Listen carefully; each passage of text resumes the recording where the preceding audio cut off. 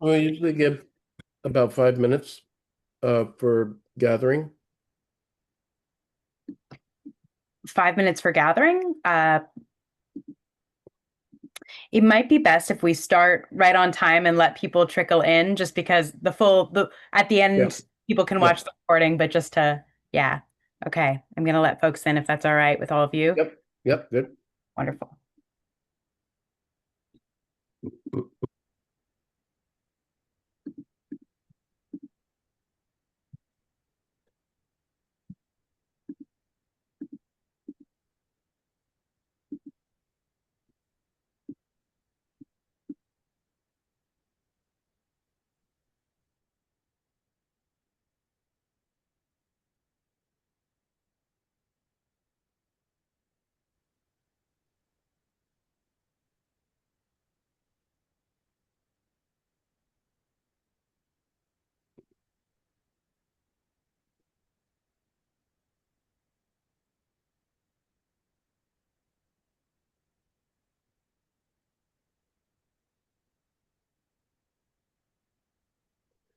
Well, good evening, everyone. My name is Tim Tuccaro. I'm a physician scientist here in British Columbia. Welcome to the IPPNW Canada's webinar series and tonight's expert panel on the environmental impacts of war, case reports from Ukraine and Gaza.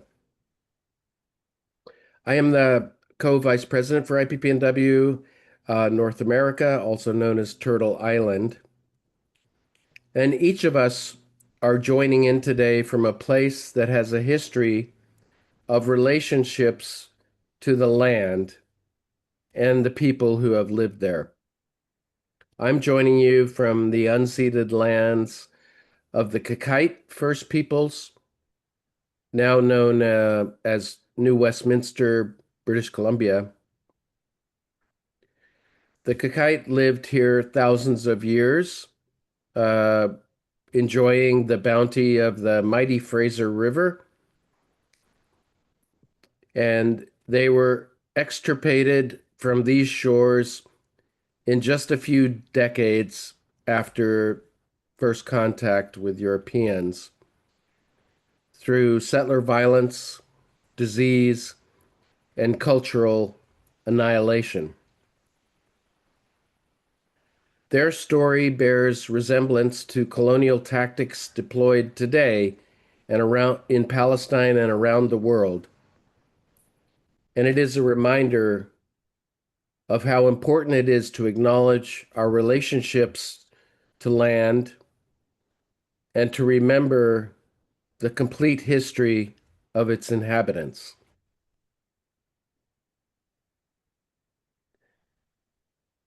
The International Physicians for the Prevention of Nuclear War Canada is the national affiliate of IPPNW and a member of the International Campaign to Abolish Nuclear Weapons, ICAN. We are committed to education and research about the humanitarian consequences of nuclear weapons, militarism, and climate change. We are committed to the abolition of nuclear weapons, the prevention of war, the promotion of nonviolent means of conflict resolution, and social justice in a sustainable world.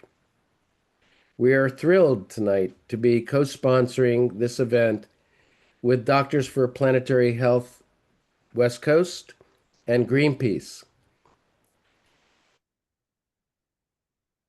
This is the second in our series on planetary conflict with collaborators outside of IPPNW.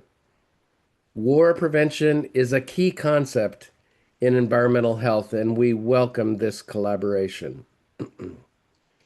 And with that, I'm very pleased to introduce our moderator, Dr. Bob Stowe. Bob comes from activist roots and understands very well the concept of change and how it happens. He and his sister Barbara and Quaker parents Irving and Dorothy Stowe excuse me, Bob, were founders of Greenpeace in the early 1970s. At 16, he co-led a strike by 10,000 high school students who marched to the U.S. consulate in Vancouver to protest an impending U.S. nuclear test. Bob is a behavioral neurologist and a clinical professor of psychiatry and neurology at the University of British Columbia, where he sits on the UBC Clinical Research Ethics Board and leads a multi-omics research program in treatment-resistant psychosis. We've been really hoping with this skill set, Bob, that you will do an intervention on the President of the United States. I wish. Bob, thank you for all you do and for moderating the session tonight. Thank you. Thank you so much, Tim, for that generous introduction. I'm truly honored to be asked to introduce our speakers today and to moderate the ensuing discussion. So without further ado, I'd like to introduce Dr. Barry Levy. Dr. Barry S. Levy is an American public health physician and epidemiologist who has written and spoken extensively on the adverse consequences of both armed conflict and environmental and occupational hazards. One of his most recent books is From Horror to Hope, Recognizing and Preventing the Health Consequences of War, published by Oxford University Press in 2022. And he is co-editor of 4 other books on the health consequences of war and terrorism. Among his more than 250 publications, and he's senior editor of 7 editions of the textbook Occupational and Environmental Health, and he's editor of 10 other books on the health consequences of climate change, social injustice, and related issues. Dr. Levy is an adjunct professor of public health at Tufts University in Boston, and he's a past president of the American Public Health Association and a recipient of its Sedgwick Memorial Medal, its leading award. And last year, of particular relevance to this presentation, he co-authored a comprehensive review on the environmental impacts of the war in Ukraine that was published in the Journal of Occupational Medicine and Toxicology. Following Dr. Levy's report, Dr. Ahlam Abuawad and Dr. Amira Aker will provide reports on the environmental impact of the war in Gaza, and I will introduce them individually before their presentations. So, Dr. Levy, over to you.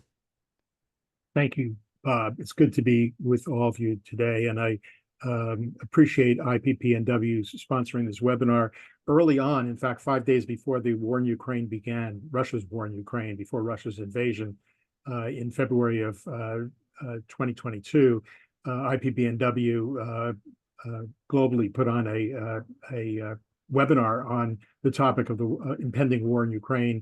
And a year later, after 1 year of the war had passed, put on another webinar talking about the nuclear and radiological and other health effects related to the war. During ongoing war, it's very difficult to determine the environmental impacts accurately and completely. And so this webinar tonight is designed to stimulate discussion and raise questions that may be difficult to answer at this time, at least not accurately and completely.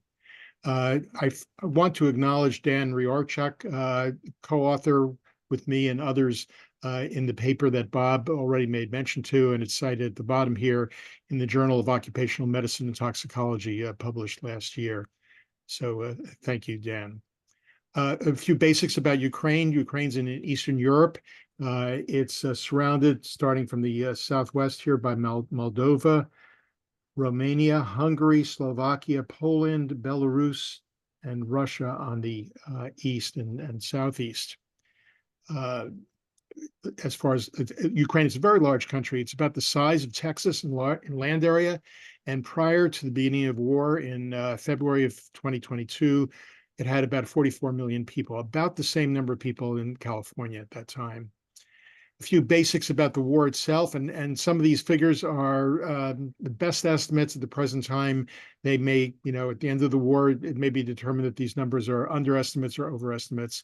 The government of Ukraine has estimated that 46,000, at least 46,000 Ukrainian soldiers have been killed and almost 400,000 wounded. It's been estimated that 1 million Russian soldiers have been either killed or wounded. There have been at least 13,000 civilian deaths, indeed probably many, many more, and at least 31,000 severe injuries among civilians, and widespread indirect health effects, the health effects that often go uncounted during wars: communicable diseases, malnutrition, exacerbation of non-communicable diseases, particularly when medical care and medicines are not available, maternal and infant disorders, and widespread and often long-lasting mental health impacts. About 11 million people have been displaced as a result of the war. About 2/3 of them have been internally displaced within Ukraine. I need to say also that many of these 11 million people who had been, at least at one point, displaced have now returned home. And many indeed are refugees in other countries. There's been extensive damage to infrastructure, including food and agriculture infrastructure, water treatment and distribution, sewage, sanitation, healthcare facilities, transportation, communication, power generation, built infrastructure, widespread and damaged infrastructure. That's not accidental, but in fact has been a strategy by the Russian government, the Russian military, to destroy infrastructure and indeed to kill and injure non-combatant civilians. Widespread adverse effects on the economy of Ukraine and adverse impacts beyond Ukraine, in part having to do with food shipments to other countries, but also to the extent that other countries in Europe, at least, have now increased their military spending as a result of the war in Ukraine and the prospects for the future. So to begin the discussion about the environmental impacts, air pollution is an obvious impact due to a variety of things, in part explosions and fires, as shown here within the first week of the war in Kharkiv. There are many air pollutants, of course.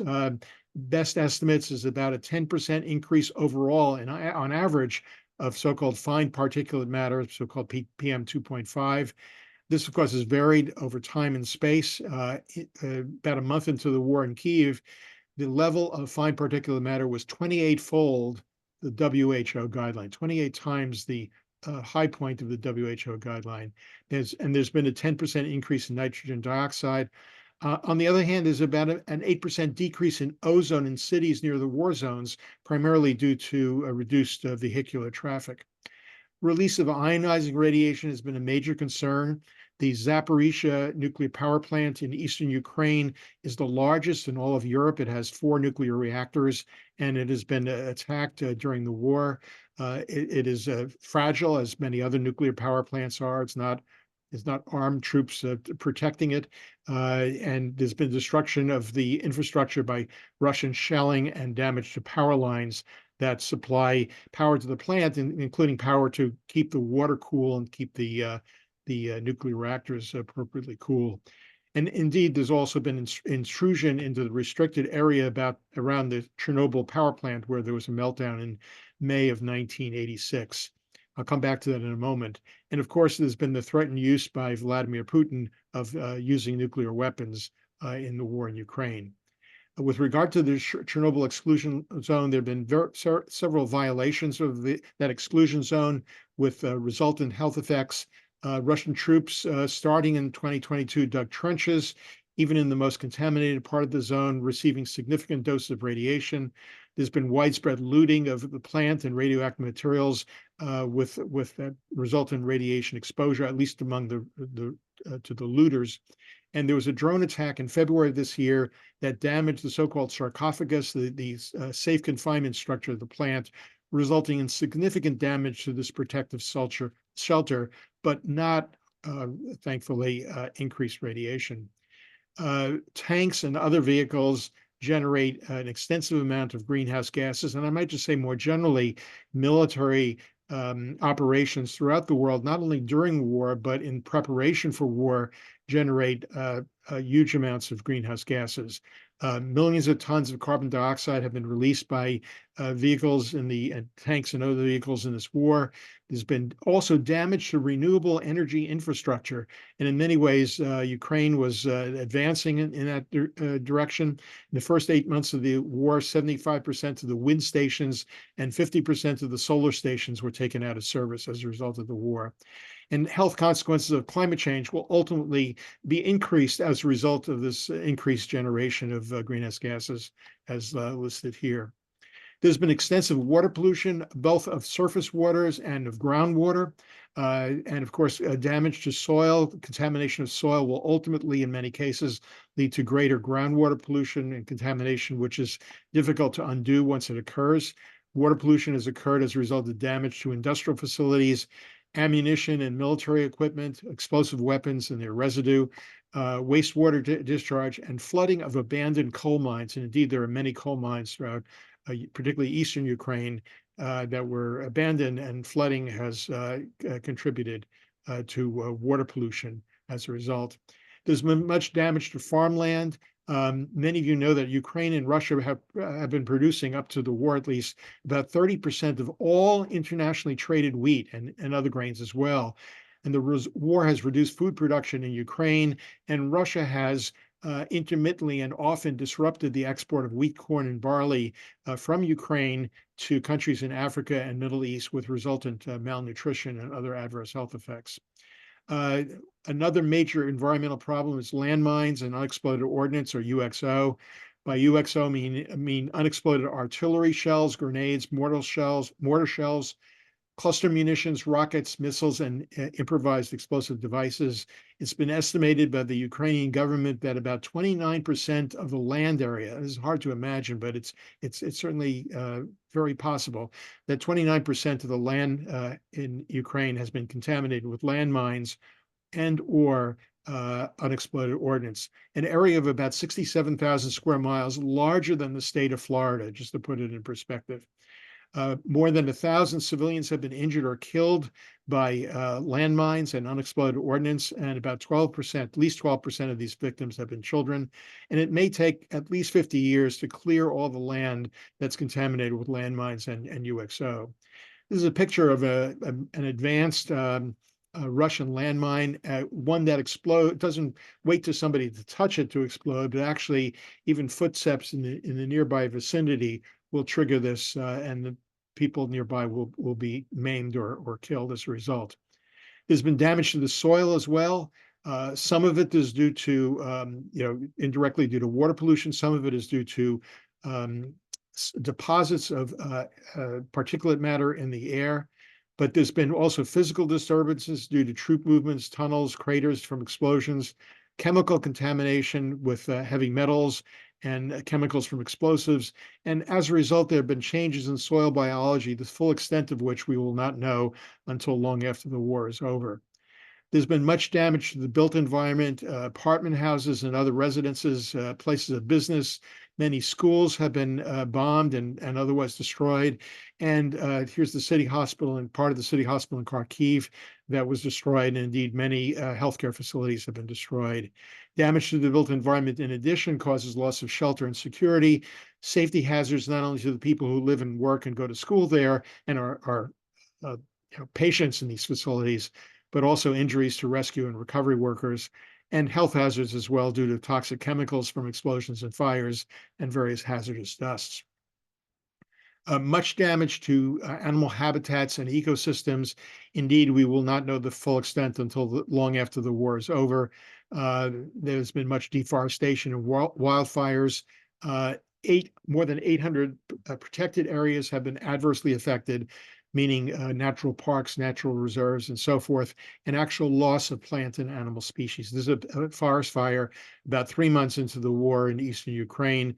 And as I said, many wildfires. In fact, there was a 25-fold increase in forest fires just during the first full year of the war. And many of these fires just burn until they burn out, because there's an inadequate number of firefighters for obvious reasons. And in fact, some of the wildfires are indeed in active zones of combat. The smoke contains particulate matter, as we've already talked about, carbon monoxide, methane, oxides of nitrogen, volatile organic compounds, and many other noxious and toxic chemicals. As many of you know, in June of 2023, there was damage to the Kolkata Dam, almost certainly due to Russian troops who were occupying the dam. And as a result, there was widespread flooding, as shown here, and downstream contamination, deaths of more than 50 people, many animals, displacements of thousands of people, much farmland destroyed, and the total 2023 harvest in this area was destroyed. And release of pollutants from landfills, pesticide storage facilities, sewage pits, and gas stations in the flooded area, and about well over 1 million people without safe drinking water. There's also, and one that doesn't necessarily think about this, but reduced environmental protection measures during the war. So the war has been reducing efforts to address various forms of pollution and contamination, climate change, biodiversity, and habitat protection and conservation of natural resources.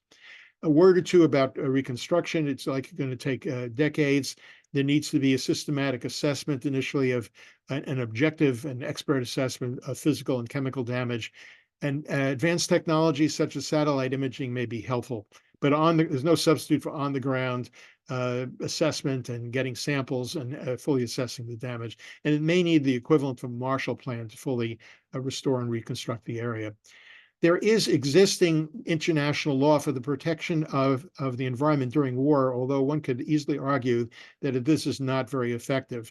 Protocol 1 of the Geneva Conventions of 1977 prohibits methods intended or may be expected to cause widespread, long-term, and severe damage to the environment. And these three words, by the way, show up frequently, often in definitions of ecocide. And there's also within that protocol, due regard must be given to protection and preservation of the natural environment in warfare.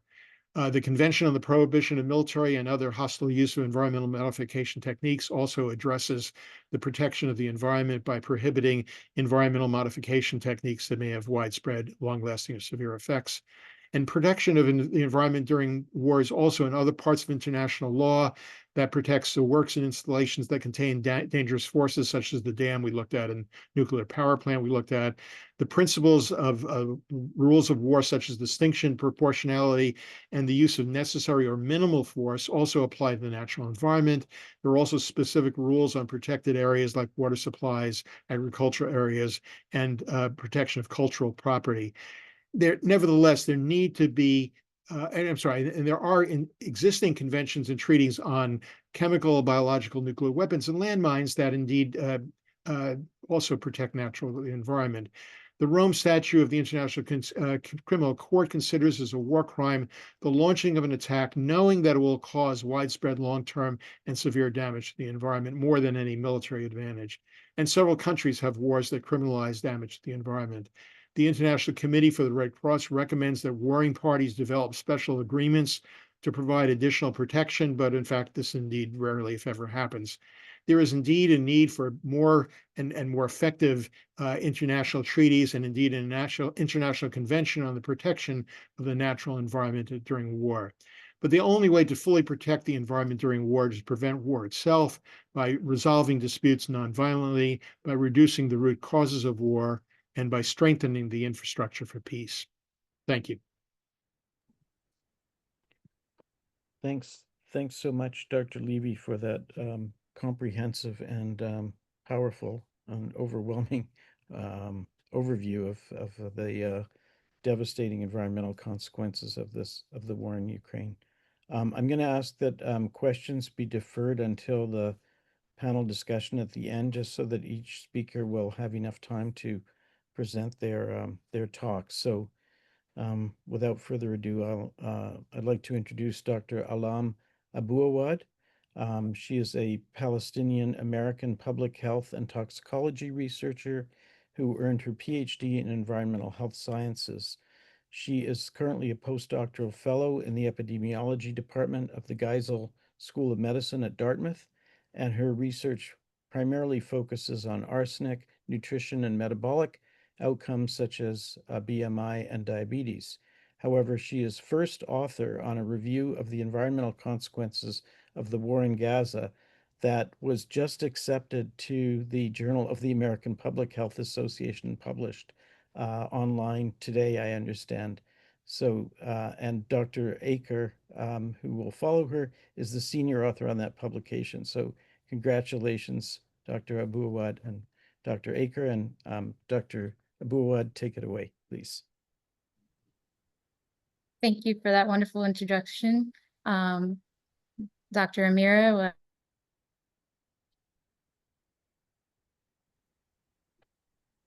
Oh, it seems like we may have lost her.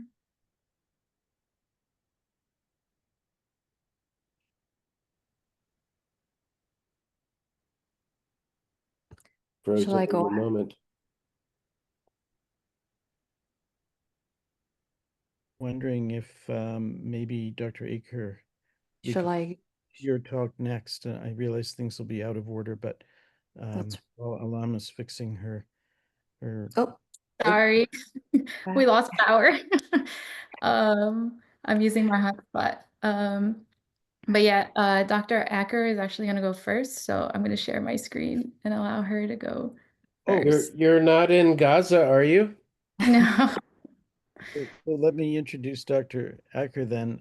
So Dr. Amira Aker is a Palestinian-American assistant professor in the School of Public Health at Boston University.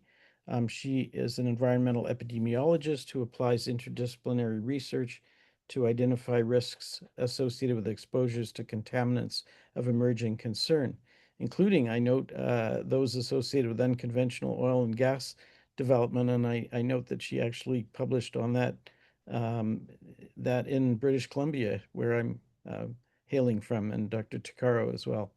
Her work is largely focused on integrating complex statistical methods and community-based research with Indigenous communities. But as I mentioned earlier, she is also senior author on the review that was just published in the American Journal of Public Health today on the environmental consequences of the war in Gaza. So please take it away, Dr. Aker. Thank you so much, Bob. And just to clarify, I'm not American, Palestinian with Canadian, but yeah, Palestinian. Yeah. What do you call it? So thank you so much for inviting us to speak about this extremely important topic on the ecocide taking place in Gaza. So before we dive into what's happening in Gaza, we wanted to take a step back and just do a very brief history of Palestine, especially because the mainstream media paints the conditions right now as though it's two neighbors who are fighting. So the region of Palestine is a strip of land between three continents, Asia, Africa, and Europe, and for thousands of years has been home to an indigenous population which evolved and welcomed migrants from across these three continents. 4,000 years ago, the name used to describe this land was Palest. This evolved into Palestine, Philistine, and for these, for the past around 4,000 years, there were no strict borders around this region of Palestine until the British came in and colonized the region after the First World War and marked out these arbitrary borders, just like the British and the French did across the Middle East and Africa. So until then, all Palestinians lived in relative peace, and there was no invented dichotomy of Arabs versus Jews because Judaism in the region, currently as well as historically, was never considered an ethnicity the way that Judaism is considered in Europe. It's just considered a religion. So Palestinians with diverse both ethnicities, historical ethnicities, and religions lived in peace. So that was until European men based out of Switzerland in the late 1800s invented a political ideology that aspired for an established home for the Jewish people, but are known as Zionism. Zionists began arriving in Palestine, many as refugees, but most as self-professed colonizers, and were given by other European powers their new colonized land to this Jewish population. So to establish this new Zionist state, over 50% of the land was given to the Zionist colonizers, as you can see in the map in front of you. And this so-called war was fought in order to establish the state of Israel by expelling over 750,000 Palestinians from their homes, and in the process also destroying 530 villages and killing thousands more Palestinians. This event is called the Nakba, translating to catastrophe, and every Palestinian alive today has their family's Nakba story. So many Palestinians that escaped the Nakba escaped to Gaza, to the actual Gaza Strip of today. And today, over 80% of the population in Gaza are either refugees or descendants of refugees, of those refugees that had escaped the destroyed cities, which is why Gaza today is one of the most densely populated regions in the world. So the settler colony continued its land grab, expansion and occupation, again, as you can see throughout the years in the map in front of you. And the Palestinian lands shrunk to what is now known as the Gaza Strip on the coast and the West Bank on the border of Jordan. The conditions in Gaza were always especially horrific, leading to more resistance movements based in Gaza, and Israel placed the region under military blockade in 2007.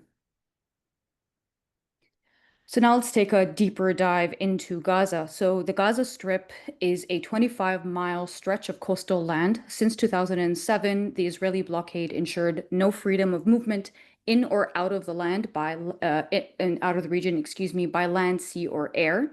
And this is why Gaza is considered the largest open-air prison, but is more accurately described as a massive concentration camp of 2.2 million people, 2.2 million being the numbers pre-October 2023. Even though Palestinians had traditionally relied on the sea for nutrition, fishing was prohibited to only a few nautical miles from shore. And even prior to October 2023, most Palestinians in Gaza were already severely food insecure, with over 90% of the water in Gaza considered unsafe to drink as a direct result of the military blockade and military occupation and the 6 separate bombardment campaigns by Israel. In fact, as early as 2018, the UN Special Rapporteur had declared that Gaza would be unlivable by the year 2020. So this is just an example of one of the many reports that came out back in 2014 that described the environmental destruction taking place in Gaza as a direct result of the blockade and the occupation. And this particular report discussed the severe losses in wildlife, the heavy metal contamination of drinking water sources, as well as the destruction of once fertile agricultural lands. And just to keep in mind that, from your old social studies history, this is the Fertile Crescent, not a desert that needed to be bloomed. So despite these attacks, Palestinians always managed to be rebuilt by the Palestinians and create life. And this is a picture of Gaza from pre-October 2023. And then the picture next to it is the picture of the same building in November 2023. So now we are 19 months in, and the death toll in Gaza continues to rise. Even though the official number is about 62,000 killed, that number is likely closer, if not more than 200,000 Palestinians killed, many of which are unaccounted for because they remain under the rubble, and these numbers still also don't account for people who die of disease and malnutrition. And at least of these 62,000, at least 18,000 are children.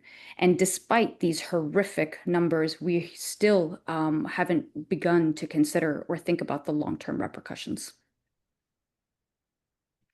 So we just wanted to put this one figure in as well. Within the first month alone, so only in October 2023, more children died in that 1 month of the genocide than in any other conflict around the world since 2019.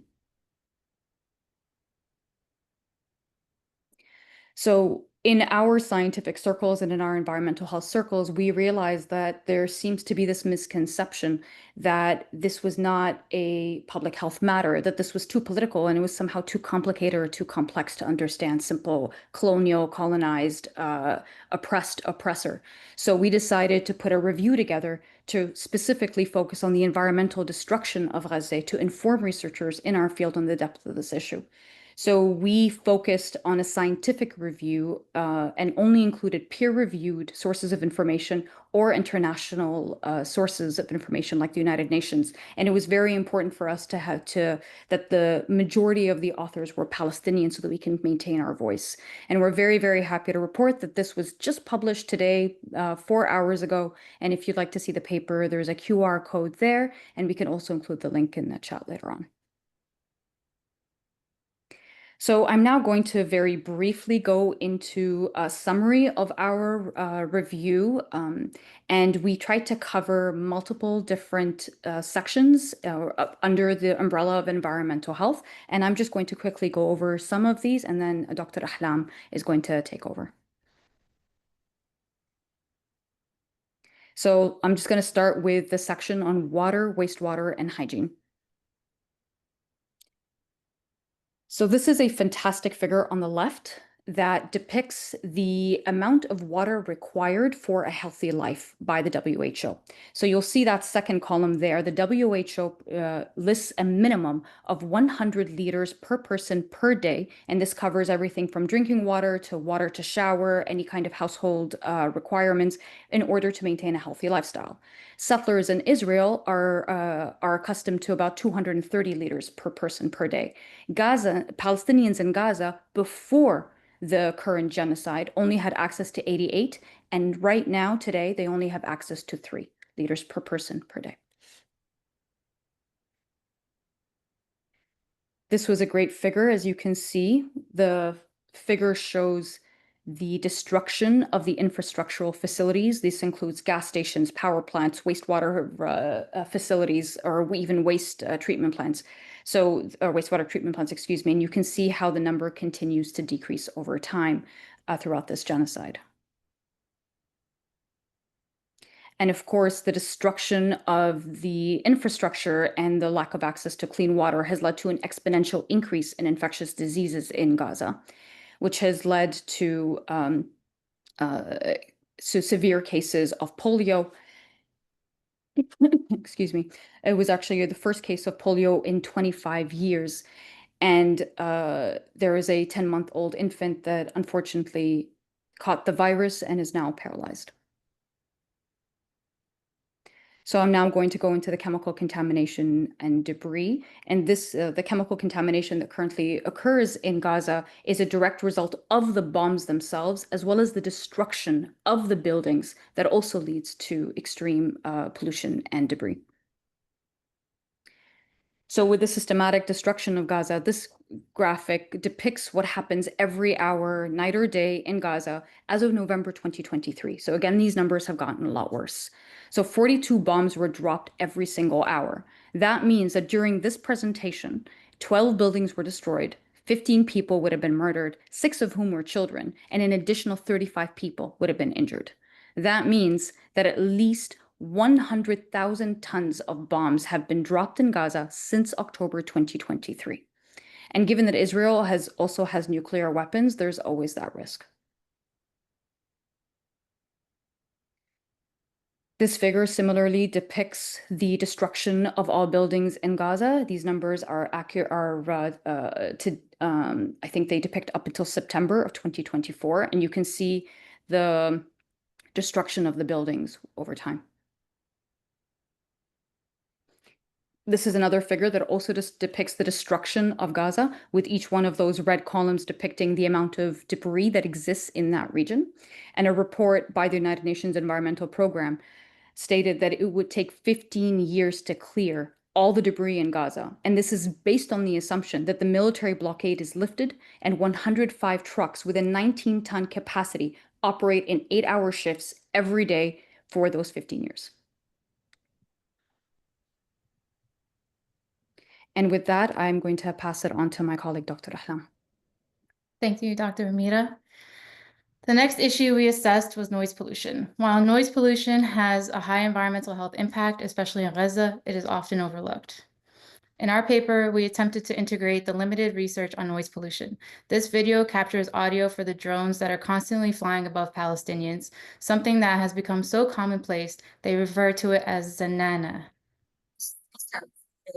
Sit on the roof And this video is just to make you hear the buzzing sound of the net, the Amran plan that we are living under for years, but now it's more aggressive and louder in the social people. This video does not even capture the sounds of bombs, artillery, screams of people injured, or everyday sounds of life in Gaza. This noise pollution can have direct impacts on hearing loss and is linked to adverse mental and physical health outcomes, such as sleep disruption, cardiovascular disease, and absenteeism. In our next section, we focused on food insecurity. The ecocide has been exacerbated tremendously. Similar to the last time lapse, this one shows damages to green and open spaces in Gaza until September of last year. The light and medium green represent agricultural and natural landscapes, and the dark green are greenhouses. You can see that in such a short time, the damage to agricultural lands and green spaces has resulted in more than 80% of agricultural land and greenhouses damaged, resulting in a human-made famine. Prior to October, Israel was already controlling Gazans' calorie intake, making it a majority of Palestinians reliant on foreign aid for survival, with food essentials such as meat, dairy, fruits, and vegetables considered a luxury. Not a single person in Gaza is food secure, with everyone at a phase 3 crisis level classification or worse. That means that everyone in Gaza has to trade their livelihood assets to be able to eat, or eat less to preserve their assets for survival. Currently, the average person in Gaza is surviving on 1,400 calories a day, far below the minimum requirement of 2,300 calories a day for basic survival. Now Gaza relies on humanitarian aid to survive more than ever. To be clear, this is a human-made famine, as aid is actively being blocked from entering Gaza since March of this year. The UN warned that 14,000 babies could be at risk of severe malnutrition without aid. As of May, 57 children have reportedly died from malnutrition, according to the WHO. As of today, the aid is still being blocked, to the point that a Freedom Flotilla attempted to bring aid into Gaza, but was captured by Israeli forces in international waters, and the people on board were detained. With all of the issues we've described thus far, for susceptible populations, the situation is even more devastating. Susceptible populations include pregnant people, children, infants, the elderly, and disabled Palestinians. For the sake of time, I will only briefly discuss some of these populations. In my current research, we often talk about how early life sets you up for the rest of your life. What does that mean for these children? We discuss how even the slightest changes in diet can have a huge impact on overall health. What about these mothers that are unable to eat or drink clean water? Children starving and dehydrated. Currently, pregnant mothers and infants are unable to get access to the care they need. Many are even deliberately targeted. Without proper shelters and infrastructure, Palestinians are extremely susceptible to weather conditions, whether it be the cold, rain, or extreme heat. The graphic on the left shows that a 16-year-old in Gaza would have survived 6 wars in their short lifetime. The toll that would take mentally, let alone physically, is tremendous. This video is short, but shows without any words the signs of PTSD exhibited by children in Gaza.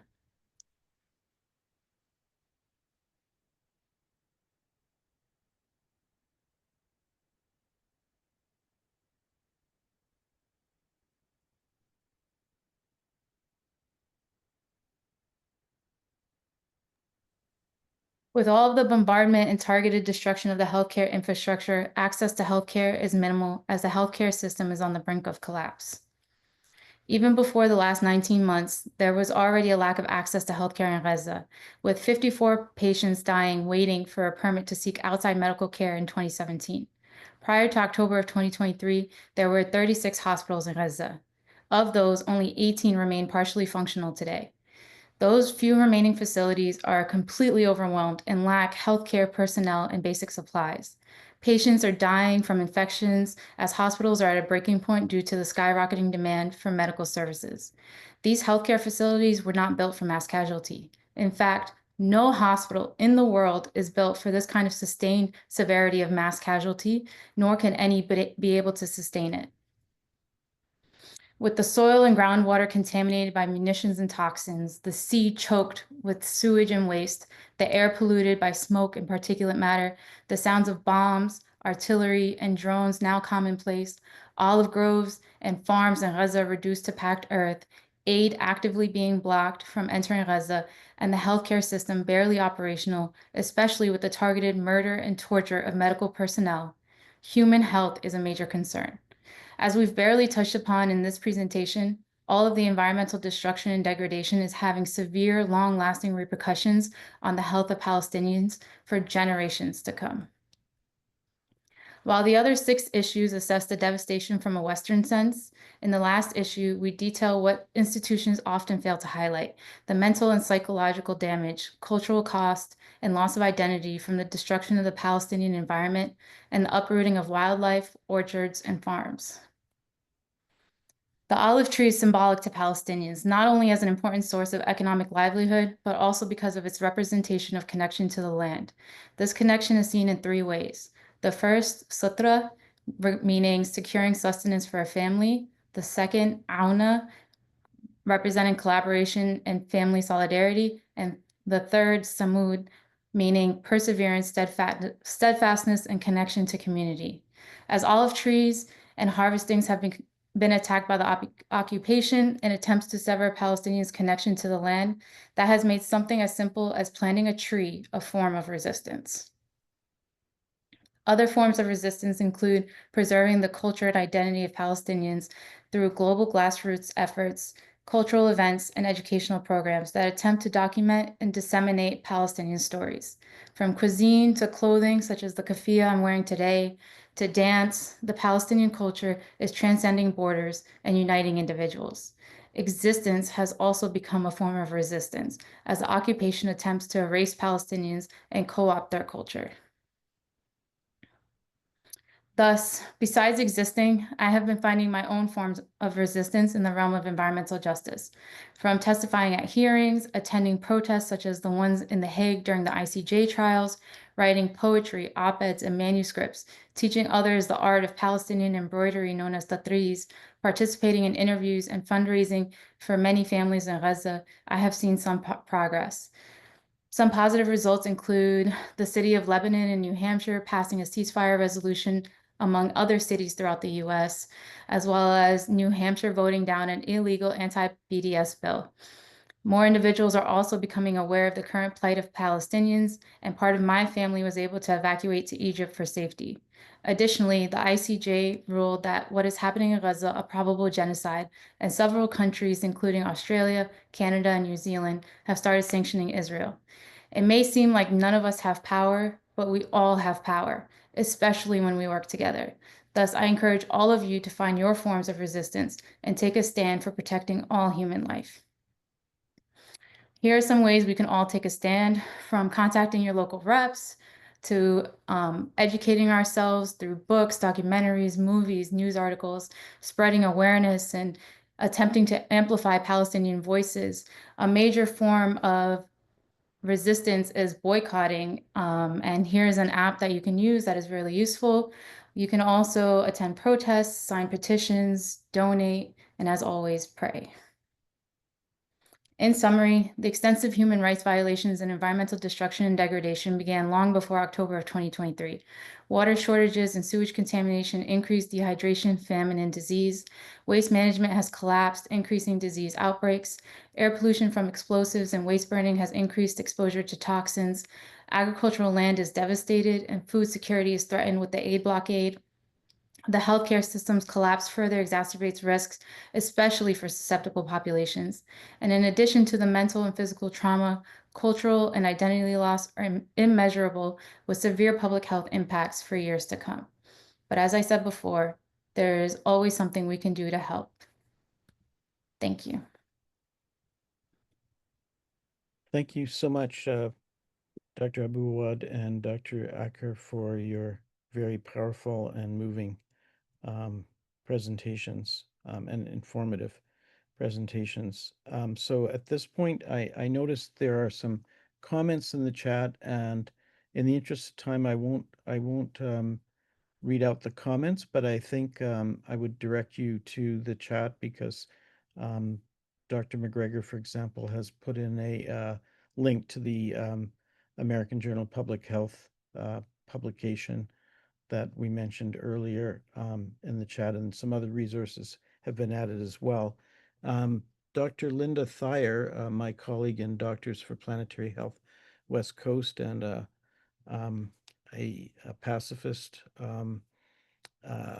activist as well, asks us how we could, as Canadians, halfway across the world, and perhaps in particular those of us who are healthcare workers, take action to stop this. And I think Dr. Abuawad obviously gave some examples from the US context, which we could translate into the Canadian context. But I'm just wondering, Dr. Abuawad, Dr. Aker, Dr. Levy, what your comments might be. Dr. Levy, you mentioned at the end of your talk the importance of trying to develop international treaties and agreements to try and limit environmental destruction in war.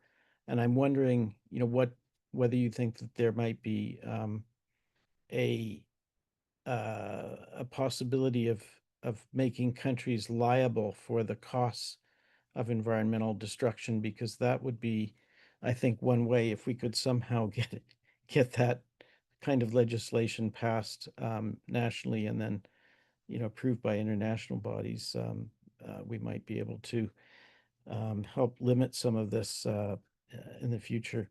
Anyway, I'm going to throw it open now to the panel for comments and questions, and then we'll take some more questions from the chat in a moment. Thanks. Well, oh, go ahead, Dr. Levy. I think you're on mute.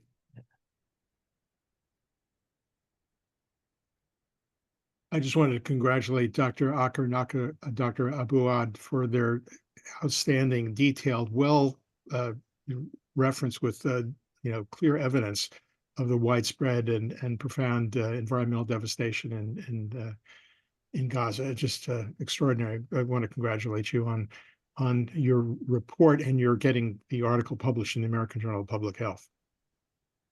Thank you so much. And it's in relation to what Bob just said, it's going to take programs like tonight, articles like yours, the article that I and others did with Dr.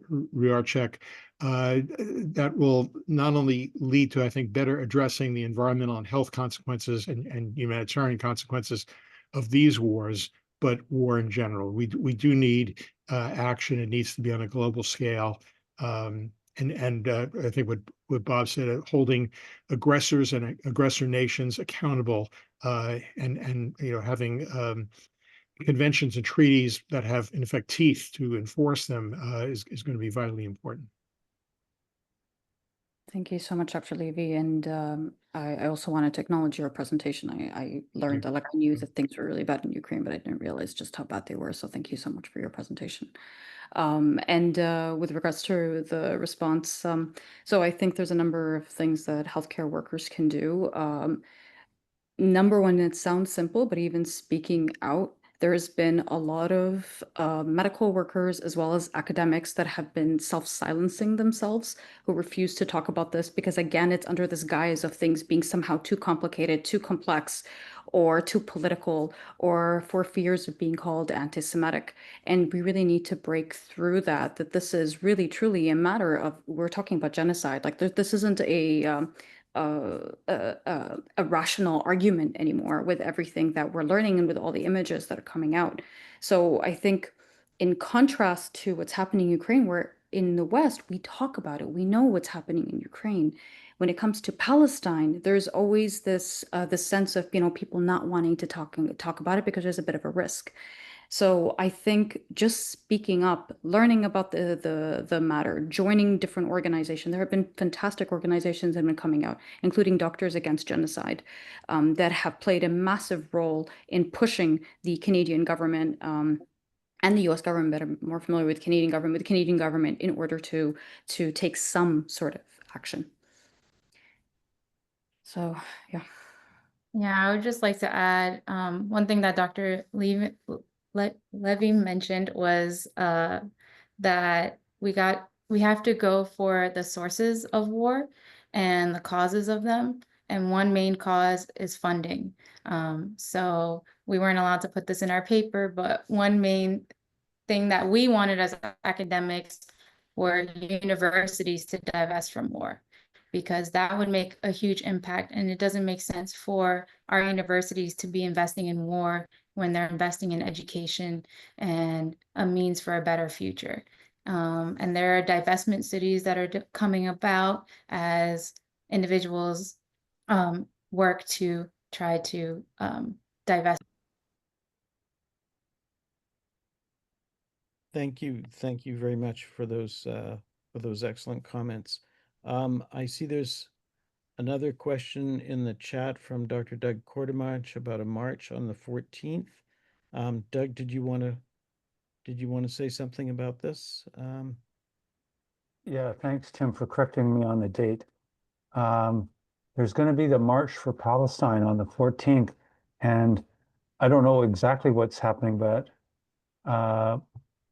something that I've heard, I understand there's actually something happening in Rafah or to Rafah. And I'm just wondering about like what's really happening and what's the risk that people are taking and how are people thinking about that? Yeah, so the march to Rafah right now is basically ordinary people, mostly out of North Africa, that are leaving their lives behind and literally walking to Rafah. They are unfortunately getting some resistance right now from the puppet that is, this is recorded, but the puppet that is the Egyptian government. um, and sorry, but that's essentially what's taking place right now. And this was a direct result of the Freedom Flotilla that was attacked that Greta Thunberg was on. It's inspired a lot more people to actually go out and do something. And of course, just to point out that a lot of people have been talking about this one Freedom Flotilla, but there have been, I believe there are 11 other Freedom Flotillas that had come before it. The first of which I think was in 2010. And that one ended up, Israel ended up bombing and killing all members of that Freedom Flotilla. There were Turkish, I believe, and I think there was 11 of them. So this is not the first time, but because Greta is such a high profile person, this one has been getting a lot more attention, and it's been it's been inspiring people to go on this march. And I did also just want to point out something that I saw in the comment about supporting Palestinians who are speaking against Hamas. I'd like to just remind everyone that the people who are killing Palestinians are Israelis, not Hamas. Hamas is the only group that's actually trying to do something. Whether or not you agree with their approach is entirely different. You can disagree with their approach, but they're the ones who are trying to do something. So, and these kind of resistant movements happen in situations where there is no justice and there is no other choice. So Israel is responsible for the genocide, not Hamas. Yeah, the reason I posted that was based upon an interview that was on The Current that Matt Galloway did with a Palestinian in Gaza who's been talking about de-escalating violence in that way. And also because I've been present at some of the work that the Refuser Solidarity Network has been talking about, which are the young Jewish people who refused conscription, or if they've been deployed to Gaza, have refused to go back and have gone to jail for that. So it's interesting to sort of realize that there's like people who are against this war who are like right there, in addition to the atrocities, which of course we're all against. They always exist, but that's not the majority of the voices. The majority of the voices are looking to stop the Israeli genocide. I see there's quite a few great comments in the chat around how academics and health professionals could advocate to try and put pressure on our governments to force Israel to stop the genocide.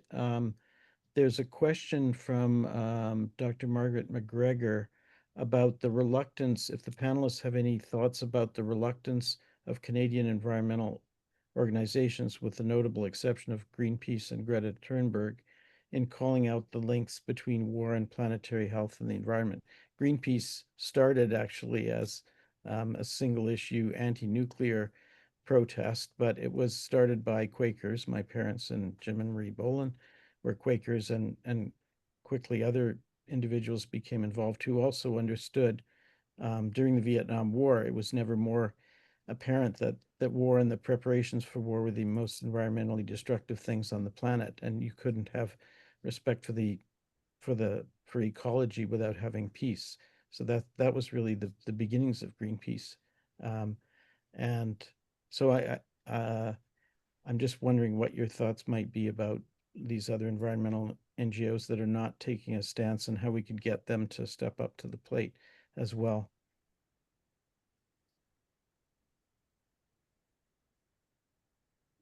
What I found is you have to connect to people about issues they care about.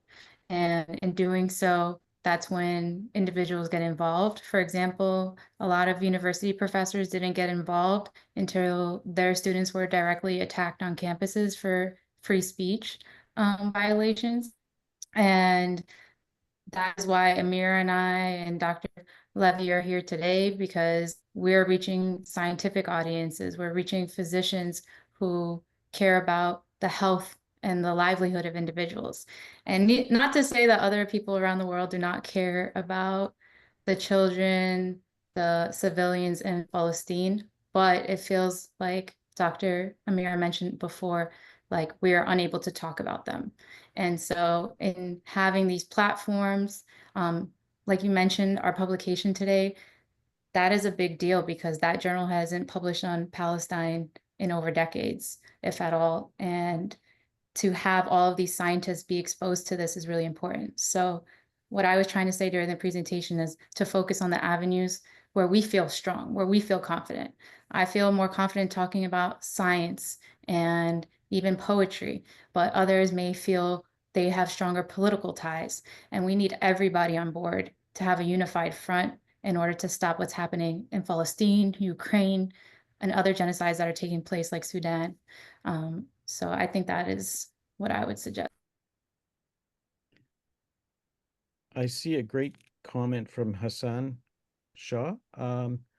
Hassan, would you like to speak to your comment there?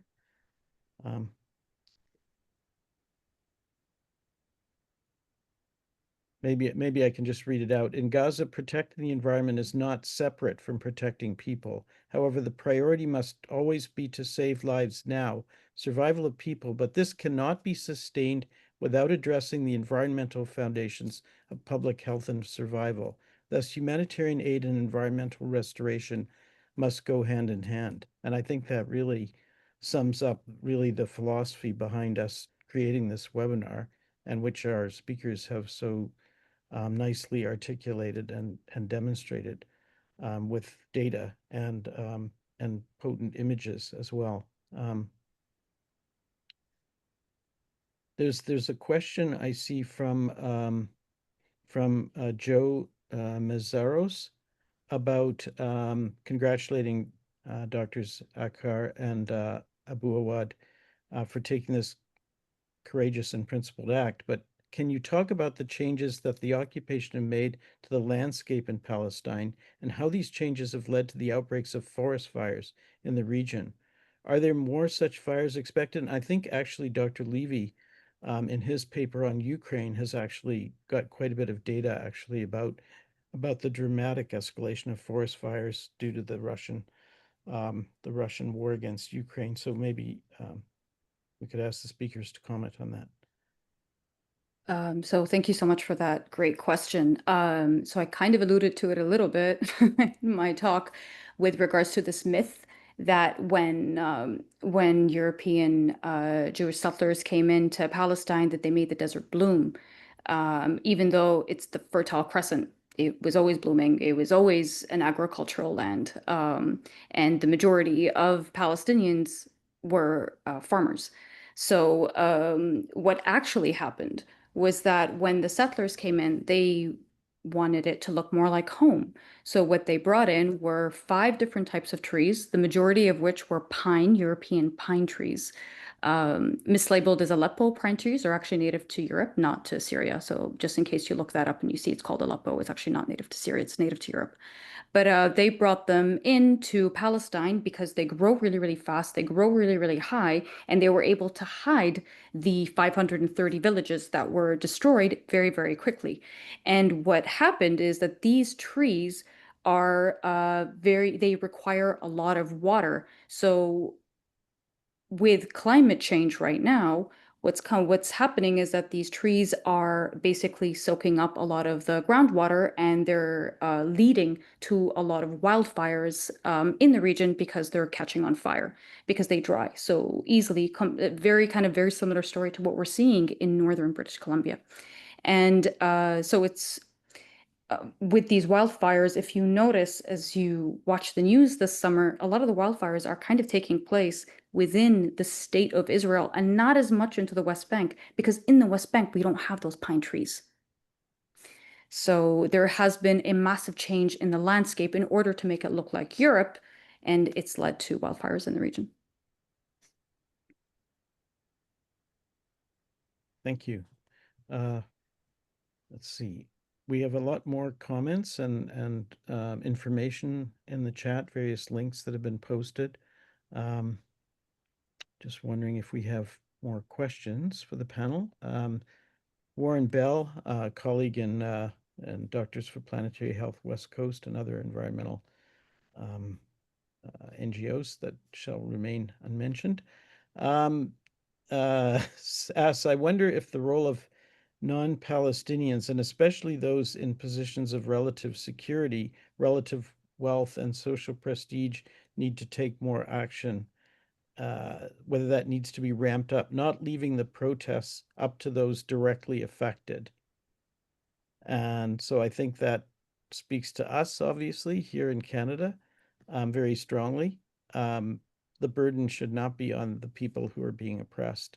But of course, we know that in colonial and neo-colonial situations, of course, that I think they're often initiated and maintained by Indigenous activists as well as by settlers. But clearly in this situation, we need to be doing as individuals what we can to stop these wars in foreign soil. Let's see, there's a question from Tim. Tim, do you want to speak to your question about international law? Yeah, I mean, I don't expect a definitive answer on this, but I am curious about the panelists' opinion on the violations of international law that have been brought to the International Court, and include violations of the Geneva Conventions, and of particular interest to this group, violations of medical neutrality and the use of starvation as a weapon. Clearly, this violates international law. Our president to the south has made the rule of international order kind of a joke, but it should not be a joke. These are laws that have been promulgated by dozens of nations. So I'm curious about the panelists' opinion about restoring that international order. And to me, these conflicts are great case examples of why that's needed. But how do you get there?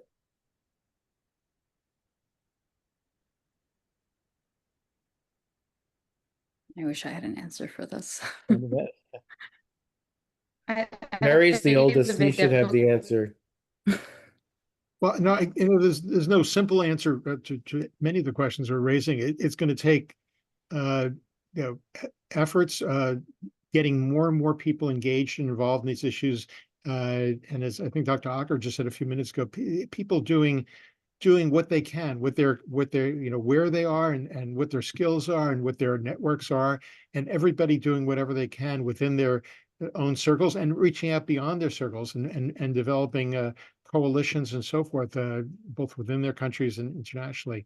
There's no simple answer, but I think there's clearly, as Tim well pointed out, an increasing recognition that international humanitarian law needs to be restored, needs to be implemented, and needs to be strengthened. And it'll take, you know, discussions like this and many, many other discussions, particularly among people who are, you know, experts in international humanitarian law and human rights law to work on this with you know, our support.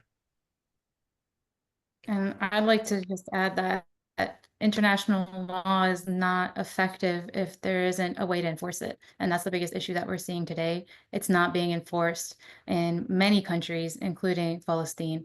And what we need are countries to step up. Like I mentioned, there have been a few that are sanctioning Israel, and I'm sure Russia as well. That will have the biggest impact because unfortunately money is running a lot of interest today. And so to get people to stop, you have to get them at where their interests are. You may have heard that that actually yesterday or today, the Canadian government actually announced that they're sanctioning 4 extreme right-wing members of the Israeli cabinet for inciting settler violence against Palestinians. So this may be the thin edge of the wedge. I mean, we obviously this is just the tip of the iceberg, but at least it is encouraging that I think the tide of public opinion is moving in the right direction, and it's putting, you know, pressure on our governments to finally do the right thing. I just wanted to acknowledge a comment, a question, and then an answer in the chat. So Khalili G asked, how can the academic community lend its hand to stop this genocide? And Sal Abu had a response to that. Is Sal on the chat? Do you want to articulate your response, or shall I just read it out? Maybe I'll just read it out. So Sal said, support your students protesting the genocide and understand that science is political. So don't fall for the narrative that scientists shouldn't speak about politics. Bills and regulations directly impacting science and lives are political. So it's important to understand to be actively involved. And it's never been more clear how political science can be as the current moment when we see what the Trump administration is doing with its withdrawal of funding from Harvard and Columbia for, you know, unfathomable reasons, or I should say for fascist reasons, basically. Anyway, let's see. I think there are some more new questions. Let's see here. So Gabriella Ross here asked, thank you, Dr. Abuawad and Dr. Aker, for your amazing presentation. Do minorities in Gaza, such as Afro-Palestinians and Christians, experience a disproportionate amount of negative public health effects? And thank you for speaking for academic divestment. I don't know if you'd like to, either of you would like to address that question. That's a great question, and I don't know. Ahlam, I don't know if you have any details on that. I haven't come across anything about those 2 groups. I mean, it seems the bombing is kind of everywhere. It doesn't seem to be impacting one group more so, you know, more than the other. There were also bombs in the church in Gaza, which I think is the 3rd oldest church in the world. And it was partially damaged. So I think they're just like the rest of the Palestinians, but I don't know, Ahlam, if you have any other thoughts on that.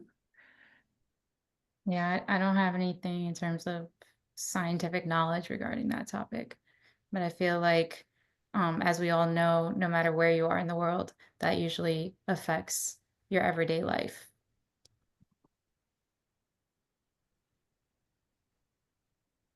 I guess Okay. another way of looking at that question would be maybe a commentary from either of you on the stratification of society in Gaza um, compared with, say, North America, where society is stratified on the basis of race, um, economics, and maybe your observation that everyone is subject to the same is an expression of equity. So, things have been changing depending on where you are among Palestinians. So historically, the and this is one thing that all Palestinians hold with a lot of pride, is that we really don't differentiate between Muslim, Christian, Jews. So my family, we were Jewish. We stem from the Samaritans. Our neighbors are still the practicing Samaritans, which are the ancient, directly tied to the ancient Hebrews. Um, and it was like a normal thing. My dad went to school, like where we grew up Muslim. My dad went to school with nuns.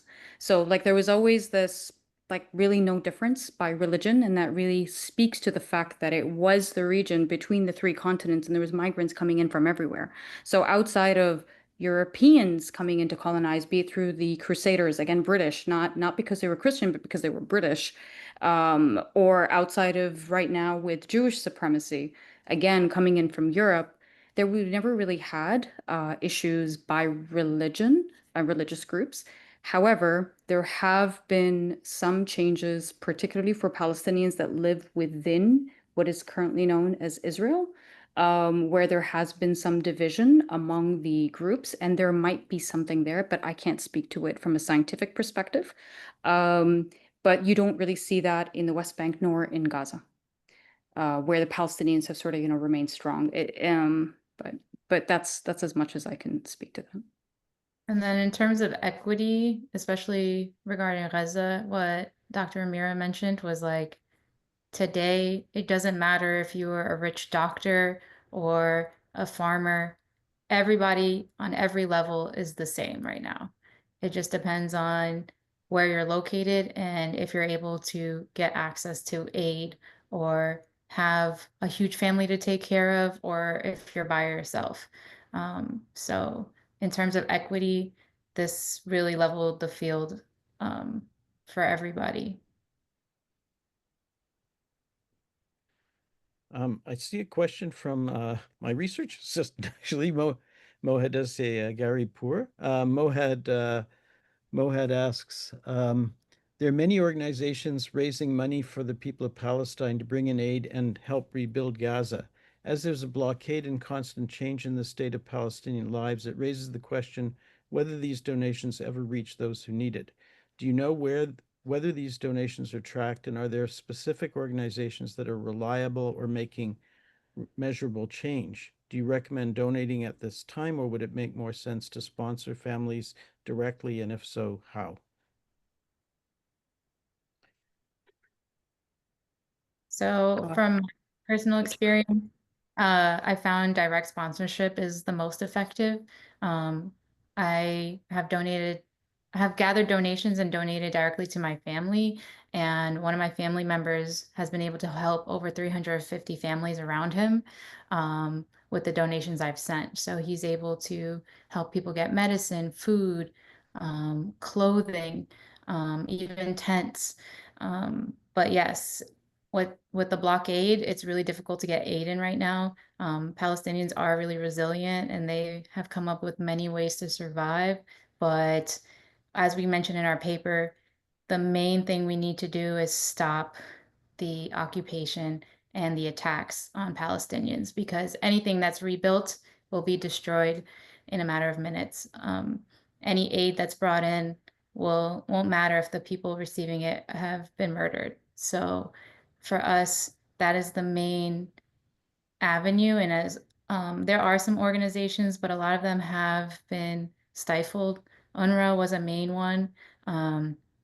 and the US stopped funding it and hasn't returned funding. So that's one thing we lobby for, to get UNRWA funding back, because it's really crucial for Palestinians. And then I don't know if Dr. Amira knows of any other orgs that are trusted, that are able to get aid in. And then there are, Doctors Without Borders has helped in terms of getting medical personnel on the ground to help directly. And just to add to that, the Palestinian Children's Relief Fund has also been a very reliable organization. So we've been pushing people to donate to them, largely and to UNRWA. Is UNHCR able Oh, to and get there's aid in at this point? You know, the way that UNHCR has been devalued and basically disempowered in Gaza is just terrifying, really, I think. I'm just wondering do you think that a campaign to pressure governments to force Israel to allow UNHCR to resume operations and expand the scale of their operations would be effective or helpful at this stage? I speak as a monthly donor to UNHCR, and I think it's just horrific what's happened, because they clearly have had the longest track record in terms of getting aid, I think, in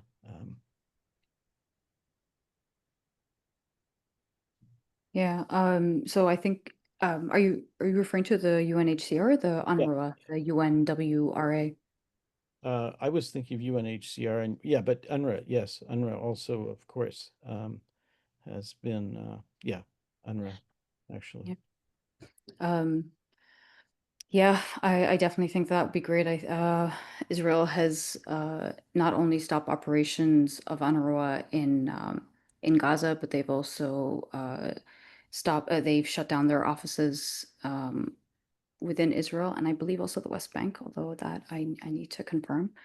But so absolutely, that could be one avenue of, pressuring the Canadian government, that in the end it's a UN agency. And it is kind of shocking that a member state of the United Nations is even able to get away with that.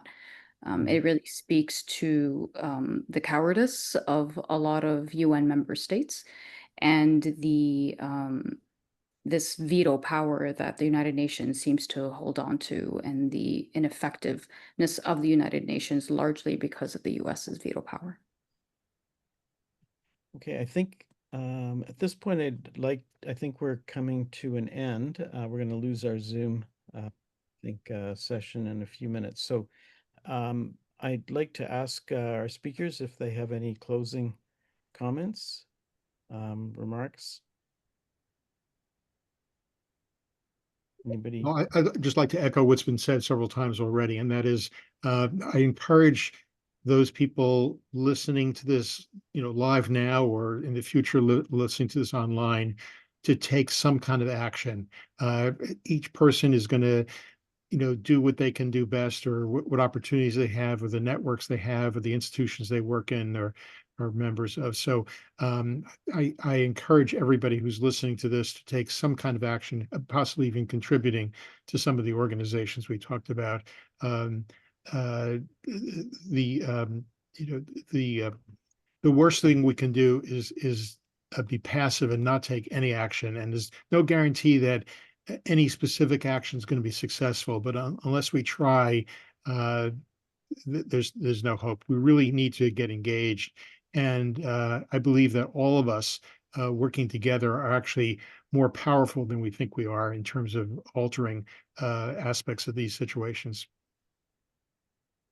So I think I'd like to personally thank the speakers for fantastic presentations, and also the audience for really thoughtful um, and informative comments and questions, and pass it to Tim now to thank our sponsoring organizations and speakers, and wrap up our session. Thanks, Tim. Thank you, Bob, and thank you to all the speakers. A really animated discussion here, and we could obviously have taken it on a lot farther.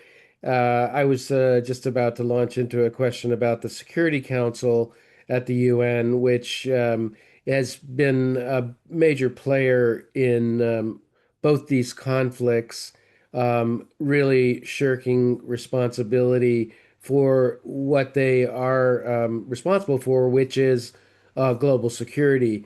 Um, so, yeah, we did not get too deep into climate change today.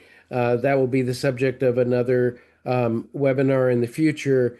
But I think we can all agree that the Security Council, as it has existed since 1945, is a failed institution, and something has to give here before we annihilate ourselves.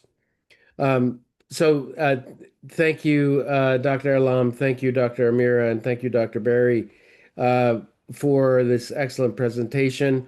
I encourage you all to heed Dr. Barry Levy's call for action.